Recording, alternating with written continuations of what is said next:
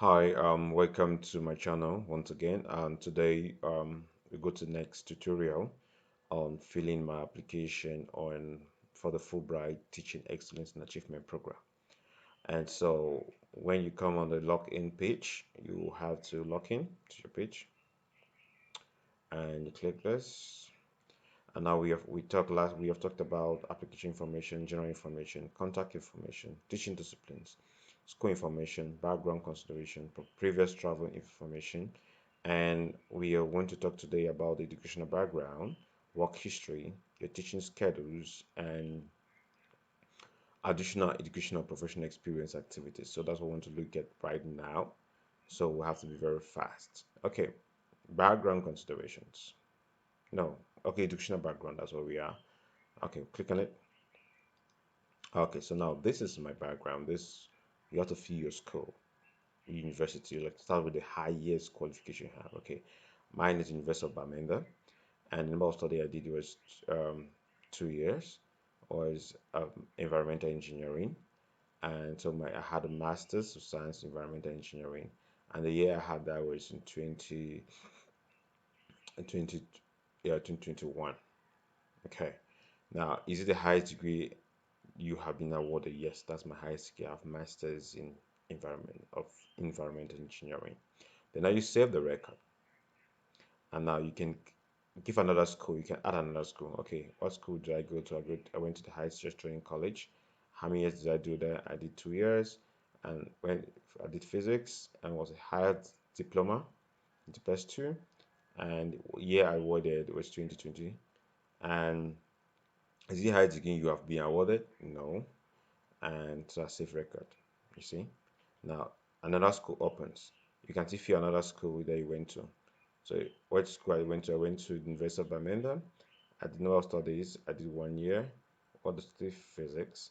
What did I do? Bachelor's degree in physics, and I had a degree in 2016. You say for okay now. I've not saved whether I've not said they have given an issue because I've not.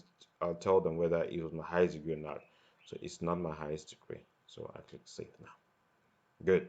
Now the next thing you do, okay, I can see add another. Okay. High strength training college, number of years, 2 years, number of field, physics, the degree, to press one, and the year, 2012. And I save. Okay, I've not clicked, oh, it's the same thing. Click no. Okay, save record. Good. So that's what I've done. So if I have another school institution, I put it. But it always good to always give the schools that are less than 10 years, the institutions or schools you have attended within 10 years. So 10 year period. So now, is this the highest degree you have been awarded? I have not written nothing. So what is your highest level of education attainment? My is master's degree. What degree or qualification is required to be a teacher in your home community? Is diploma in teaching? That's the best.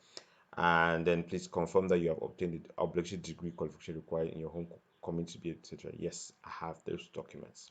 Then now the next section is your foreign language proficiency. So you come English, French, Gemba. So I speak English, I speak French, and Gemba. So you have to give the ratings on 1 to 5. So 5 is advanced, 4 is high intermediate, 3 is intermediate, 2 is low intermediate, and 1 is low. So you just give your ratings, and then depending on how you rate yourself 1 to 5, respect to reading, writing, comprehension, and speaking. So that's mine. Go to next. Now it's your work history. So you tell them, yeah, at times some of us have taught in many schools, like I've taught in 2 different schools, no, in 3 different schools. So you can also, some people have taught just in one. So I'll just help us to fill just one section. So you have spaces for like 3 different schools. No, yeah, the 3 different schools that you can fill. You can put it your current school, the first previous school and the second previous school, so you can fill more information. So my school is Government Bilingual High School. I'm a teacher, physics, and number of hours I teach in a week, excluding including preparation. It's including preparation time will be 30 hours, and I teach grade 6, grade 9, grade 11, grade 12, and no, grade 7, not grade 6. So grade 7, 9, 11, grade 12, and age grade 12 to 19 students, 12 to 19 years. So I currently work at this institute, yes, and the start date as I work in the institute, that's it. And My private business is science, and I'm a head of department as of now. So that is the what I do right now. So if you have another school that you attended before, you were working before at, you can feel here, and then if you were working in another school before the one you previous working at, you can also fill here. So that's it. Then if you feel that, you click continue, and then you come to your teaching schedule. So this teaching schedule is like they want to find out why you're a current teacher, and you have to put it's just like you're filling in your timetable, your table, your timetable that you use for the various classes. So this one, so if you're a full-time teacher, you're full-time, the number of hours you work, 30, and then you have to fill in, like I've said, my school is government bilingual school. You write a select day, you select a day, Wednesday, the time that you're teaching, and then the length of the class, the subject you're teaching, they select the grades, right? And then the number of students in that class and select the age. So you can do it for all your classes. You fill it so they know actually this teacher is current, because one of the eligibility conditions for this program is that you must be a current teacher and you'll be you're teaching at the moment. So when you do that, when you do and fill and you save your record, you pop up like this. You have Government Bilingual High School Wednesday, 7:30 to 8:20, 50 minutes, physics level 9, 80 students in class, 15 to 16 year students. So you have to do that for all your classes. And that will be so they'll now know that you're a current teacher. So now another additional education and professional experience and activities.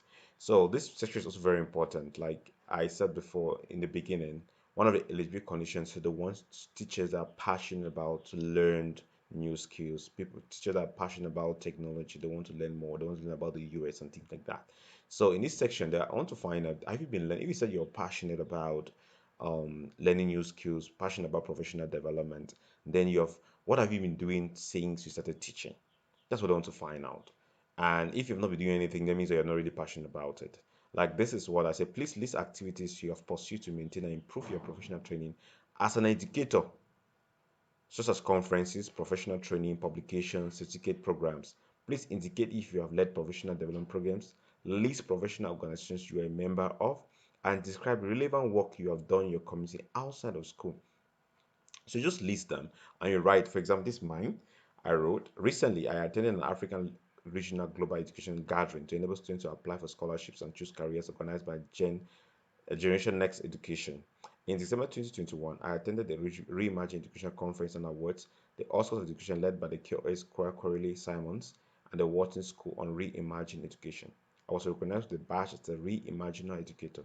In May September 2022, I was selected as one of the pioneer participants of the Forward Africa program organized by Marketing Company Academy on the future work skills.